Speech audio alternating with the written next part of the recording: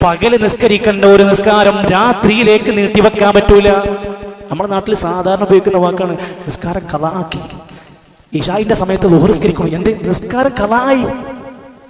മഗ്രിബിന്റെ സമയത്തിന്റെ അസ്ർ നിസ്കരിക്കണം, എന്തേ ഖളായി. ഖളാ എന്ന സമ്പ്രദായം നബി സല്ലല്ലാഹു അലൈഹി വസല്ലം പഠിപ്പിച്ച സമ്പ്രദായത്തിലില്ല, നമ്മൾ ഉണ്ടാക്കിയതാ.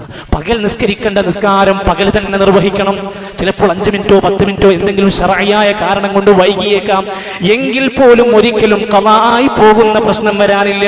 അതുകൊണ്ടാണ് എന്തെങ്കിലും പ്രയാസം കാരണം കൊണ്ട് നിങ്ങളുടെ നിസ്കാരം നഷ്ടപ്പെടും എന്ന അവസ്ഥ വന്നാൽ 2 നമസ്കാരങ്ങളെ നിങ്ങൾക്ക് ജംഅ് ചെയ്ത് നമസ്കരിക്കാം.